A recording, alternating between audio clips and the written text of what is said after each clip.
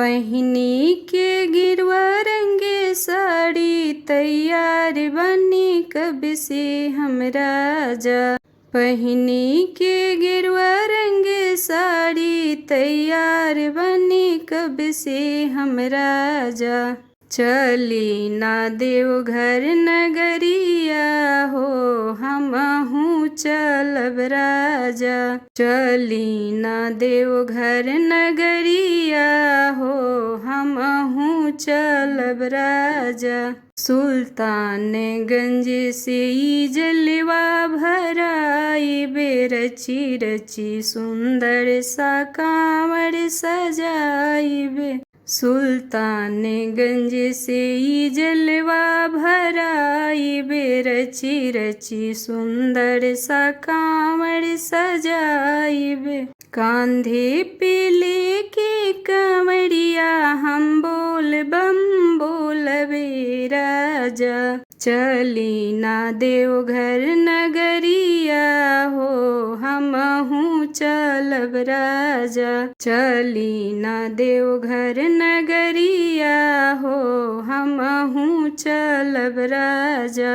साजल कंवरिया ई रुनु झुनु बाजे बाबा नगरिया कंवरिया ई नाचे।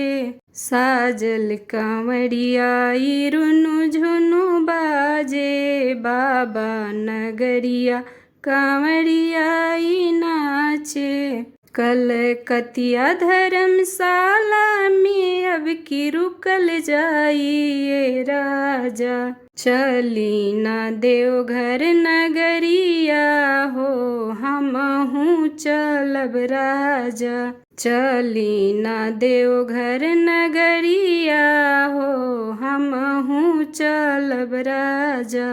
केहू जाला बोल बम केहू डाक बम हो बाबा नगरिया में सभे बोल बम हो। केहू जाला बोल बम केहू डाक बम हो बाबा नगरिया में सभे बोल बम हो।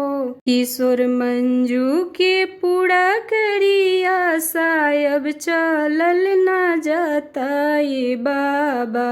चली ना देवघर नगरिया हो हमहू चलब राजा।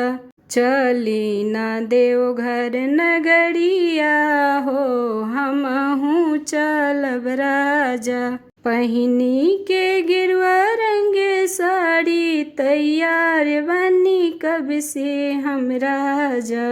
पहिनी के गिरवा रंगे साड़ी तैयार बनी कब से हम राजा। चली ना देवघर नगरिया हो हमहू चलब राजा। चली ना देवघर नगरिया हो हमहू चलब राजा।